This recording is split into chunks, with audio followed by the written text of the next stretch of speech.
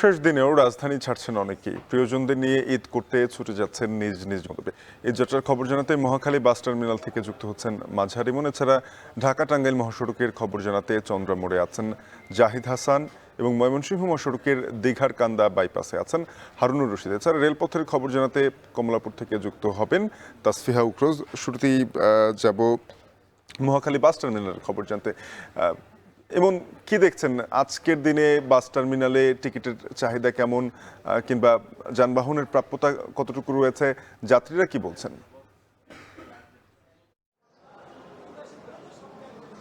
শাফিন, আমি এই মুহূর্তে গাবতলী বাস টার্মিনালে রয়েছে। এখানে কিন্তু কিছুক্ষণ আগে সড়ক পরিবহন ও সেতু উপদেষ্টা এসেছিলেন পরিদর্শনে।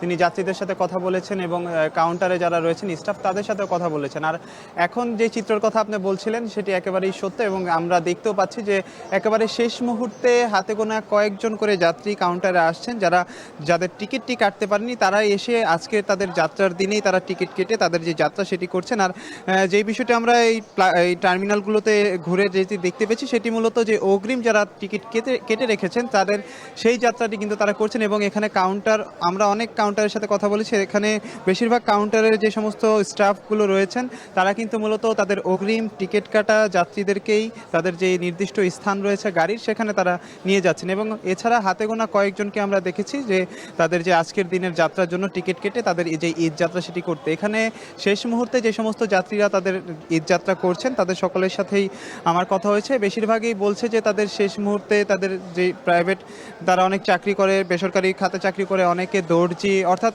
গুরুত্বপূর্ণ পেশার সাথে যারা জড়িত একেবারে তৃণমূল থেকে উচ্চ পর্যায়ে, তারাই মূলত এই শেষ মুহূর্তে এসে তাদের ঈদযাত্রা করছেন। আর সড়কপথে ঈদযাত্রার চিত্র তারা যেটি বলছেন যে বিগত সময়ের তুলনায় এবারের তাদের ঈদযাত্রা অনেকটাই স্বাচ্ছন্দ্যে শুরু হবে বলে তারা প্রত্যাশা করছেন। এবং যানজটের যে বিষয়টি তারা নিয়ে আসছেন, যে তারা বিভিন্ন মাধ্যমে জানতে পারছেন এবং দেখছেন যে রাজধানী সহ প্রতিটি জেলায় কিন্তু যানজটের এবার কোনো চিত্র নেই। সেই বিষয়টিকে তারা আনন্দভাবে গ্রহণ করেই কিন্তু তাদের যে ঈদযাত্রা সেটি তারা করছেন। এবং টার্মিনালের চিত্র তো দেখতেই পাচ্ছেন যে পুরো টার্মিনালই প্রায় ফাঁকাই বলা যায়, কিন্তু হাতে গোনা কয়েকজন যাত্রী আসছে। আর সকালের চিত্র আমি একটু বলে রাখতে চাই, সকালের দিকে আমরা যাত্রীর চাপ দেখতে পেয়েছি। আমি রাজধানীর Saidabad bus terminal, Mohakhali bus terminal এবং এখন যেহেতু গাবতলীতে রয়েছি, তিনটি টার্মিনাল আমি সকালবেলা থেকেই ঘুরেছি। প্রতিটি টার্মিনালে আমরা সকালের দিকে মূলত যাত্রীর চাপ দেখতে পেয়েছি এবং এখন যেই চিত্র আমরা দেখতে পাচ্ছি দুপুরের দিকে অনেকটাই কমে এসেছে। এবং টার্মিনালে যারা রয়েছে, কাউন্টার মালিক যারা রয়েছে, সকলেই কিন্তু এবারের ঈদযাত্রা নিয়ে আনন্দ প্রকাশ করেছেন। এবং যেটি বলছিলাম, কিছুক্ষণ আগে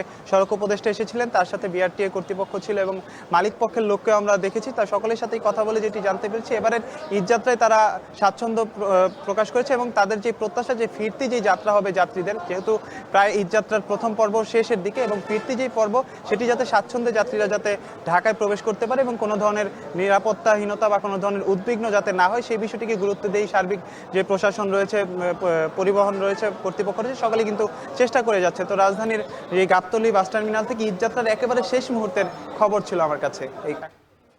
এবারে জানতে চাই যে ঢাকা টাঙ্গাইল মহাসড়কের খবর জানাতে জাহিদ হাসান আছেন চন্দ্রামোড়ে। জাহিদ, জানাবেন যে সকালে বলছিলেন যানবাহনে কিছুটা ধীর গতি দেখা যাচ্ছে, সেই গতি বাড়লো কিনা, সড়কে চলাচলকারীদের কোনো ধরনের ভোগান্তি চোখে পড়েছে কিনা আপনার? শাফিন, উত্তরবঙ্গগামী যেই বাসগুলো রয়েছে, ঘরমুখো মানুষ যারা বাড়িতে যাচ্ছেন এই ঢাকা টাঙ্গাইল মহাসড়ক ব্যবহার করে সিরাজগঞ্জ হয়ে যারা যাচ্ছেন, এই সড়কটিতে সকালে বেশ এই টাঙ্গাইলের যেই মহাসড়ক, এখানে চন্দ্রা যেই বাস কাউন্টার রয়েছে, যে মোড়টি রয়েছে, এখানে কিছুটা ধীরগতিতে চলছিল এবং লম্বা সময় এখানে তাদের দাঁড়িয়ে থাকতে হয়েছে। তবে সেটি বেলা বাড়ার সঙ্গে সঙ্গে একদমই কমে এসেছে এবং এখন কোনো যানবাহনের এখানে চাপ নেই, সড়কের স্বাভাবিক গতিতেই যানবাহন চলছে। যেটি আমরা জানতে পেরেছিলাম যে যমুনা সেতুর উপরে একটি ছোট দুর্ঘটনার কারণেই মূলত সকালের দিকে যানবাহনের কিছুটা চাপ এই সড়কে বেড়েছিল। সেই দুর্ঘটনাটি সমাধান হওয়ার পরে সেখানে যেই জটিলতা, যে সমস্যা তৈরি হয়েছিল সেটি সমাধান করার পরে মূলত এই সড়কে যানবাহনের চাপ একদম স্বাভাবিক হয়ে আসছে এবং যান চলাচল স্বাভাবিক গতিতেই চলছে। এখানে কোনো ধরনের এখন সড়কে কোনো যানবাহনের চাপ নেই এবং যেই গণপরিবহনগুলো যাচ্ছে, যে দূরপাল্লার বাসগুলো যাচ্ছে, যেই বড় বড় যেই গাড়িগুলো যাচ্ছে এখান থেকে গণপরিবহন, বেশিরভাগ গণপরিবহন দেখতে গেলে অনেক গণপরিবহনেই লোক সংখ্যা খুবই কম, যেটি আজকে ঈদের আর মাত্র একদিন বাকি, অর্থাৎ শেষ রোজার দিনে ঢাকা থেকে যে উপচে পড়া একটি ভিড় থাকে সড়কে, সেই ভিড় কিন্তু মোটেই নেই। এবং এই চন্দ্রা বাস কাউন্টারে অন্যান্য বছরে যেই দৃশ্য থাকে সেই দৃশ্য কিন্তু নেই। এখানে সেনাবাহিনী থেকে শুরু করে পুলিশের সবাই এখানে তৎপর রয়েছেন, তারা এখানে শৃঙ্খলার কাজে রয়েছেন এবং কাউকেই কোনো ধরনের বিশৃঙ্খলা করতে দেওয়া অথবা কাউকেই সড়কে গাড়ি যত্রতত্র দাঁড় করিয়ে রাখার ব্যাপারে খুবই কঠোরতা দেখানো হচ্ছে। এবং এই কারণেই মূলত সড়কে যান চলাচলের শৃঙ্খলা রয়েছে। একই সঙ্গে ঘরমুখ মানুষেরও ভিড় কম রয়েছে, কারণ এবারে লম্বা ছুটি, অনেক দিনের ছুটি। রমজানের শুরুতেই স্কুল শিক্ষা প্রতিষ্ঠান বন্ধ হয়ে গেছে, সেটি একটি কারণ। এরপরে লম্বা ছুটির কারণে ধীরে ধীরে মানুষ বাড়িতে গেছেন এবং সব কিছু মিলিয়ে উত্তরবঙ্গের যেই গতানুগতিক যে যানজটের চিত্র থাকে, ঈদের যে ভোগান্তি থাকে, মানুষের যে বেগ পেতে হয় এবং যে সময় নষ্ট হয়, তার কোনো কিছু এবার নেই। এবার পুরো ভিন্ন চিত্র। সড়কে স্বস্তি রয়েছে, মানুষ স্বাভাবিকভাবেই সড়কে শৃঙ্খলার সাথে যানবাহন চলছে এবং তারা ঈদের আনন্দ ভাগাভাগি করতে স্বজনদের কাছে নিজ নিজ গন্তব্যে বাড়িতে তারা যাচ্ছেন এবং কোনো ধরনের সড়কে কোনো বিশৃঙ্খলাও দেখা যাচ্ছে না। শাফিন। ময়মনসিংহ মহাসড়কের দীঘারকান্দা বাইপাসে আছেন হারুনুর রশিদ। হারুন, জানাবেন মহাসড়কে যানবাহনের চাপ কতটা দেখা যাচ্ছে, প্রশাসনের তৎপরতা কতটুকু যাত্রা নির্বিঘ্ন করতে?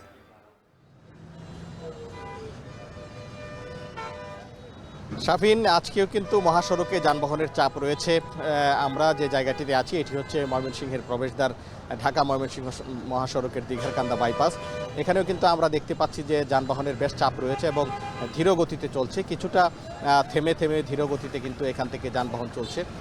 এবং এইটির কারণ হিসেবে যেটি বলা হচ্ছে যে এই দীঘারকান্দা বাইপাস মোড় থেকে ফুলবাড়িয়া, মুক্তাগাছা, জামালপুরের একটি বাইপাস রোড রয়েছে এবং ময়মনসিংহ শহরের রোড রয়েছে এবং শেরপুর, কিশোরগঞ্জ, নেত্রকোনার যে রোড এই বাইপাস থেকেই গিয়েছে, যার কারণে এখানে কিন্তু প্রচুর পরিমাণে ইজি বাইক, সিএনজি, রিক্সা, অটো রিক্সার একটি স্ট্যান্ডও রয়েছে রাস্তার পাশে, যার কারণে এই যানবাহনগুলো কিন্তু নির্বিঘ্নে চলাচল করতে পারছে না। এই কারণে থেমে থেমে কিন্তু এখানে যানজট হচ্ছে এবং এখানে আমরা দেখছি যে আইনশৃঙ্খলা বাহিনীর সদস্যরা রয়েছেন, স্বেচ্ছাসেবকরা রয়েছেন এবং সেনাবাহিনীর সদস্যরাও এখানে কিন্তু দায়িত্ব পালন করছেন।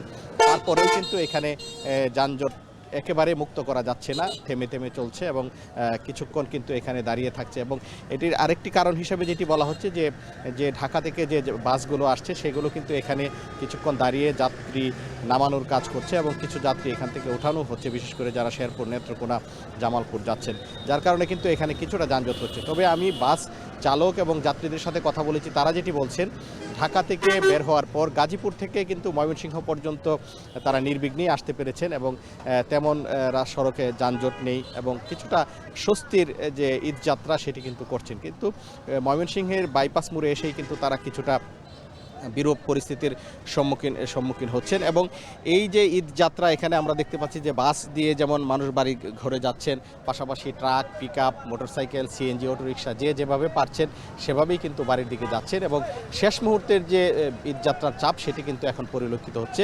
বাস চালকরা যেটি বলছেন যে বিকেলের দিক থেকে হয়তো এই যাত্রীর চাপ অনেকটাই কমে যাবে। তো এই ছিল আমার কাছে ময়মনসিংহ থেকে সর্বশেষ। সড়কের খবর জানছিলাম, এবার একটু রেলে ঈদ যাত্রার খবর জানতে চাই। কমলাপুরে আছেন উখরোজ। উখরোজ, জানাবেন যে রেলে আমরা সাধারণত দেখি শেষ দিকে যাত্রীদের একটি বাঁধ ভাঙা চেষ্টা থাকে যে কোনো উপায়ে বাড়ি ফেরার, তো সেক্ষেত্রে এবারে কি ধরনের নিরাপত্তা নেওয়া হয়েছে, স্ট্যান্ডিং টিকিট পাওয়া কিংবা ট্রেনের শিডিউল এসব বিষয়ে নিয়ম মেনে হচ্ছে কিনা জানাবেন। শাফিন, যত সময় গড়াচ্ছে ততই কিন্তু ঈদ ঘনিয়ে আসছে এবং ঈদ ঘনিয়ে আসার সাথে সাথেই কিন্তু যাত্রীদের মধ্যে আমরা সেই তাড়াটা দেখতে পাই যে তারা কখন আসলে পরিবার পরিজনদের কাছে যাবেন, তাদের প্রিয়জনদের সাথে ঈদ উদযাপন করবেন।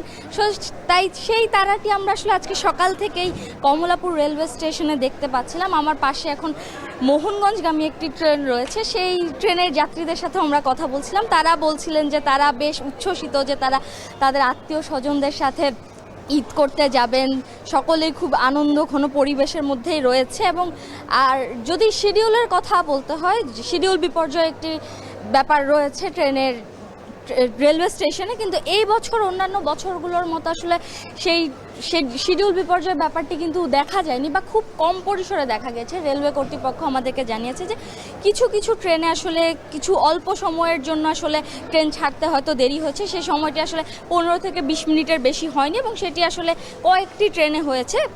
তেমন উল্লেখযোগ্য পরিমাণে আসলে শিডিউল বিপর্যয় হয়নি। এছাড়া আপনি স্ট্যান্ডিং টিকেটের কথা বলছিলেন, তো প্রতি বছরই আসলে 25% টিকিট কিন্তু বরাদ্দ থাকে স্ট্যান্ডিং টিকিট হিসেবে, সেটি এবছরও রয়েছে এবং এবছরও যাত্রীরা আসলে এই স্টেশনে এসে স্ট্যান্ডিং টিকিট কিনতে পাচ্ছেন।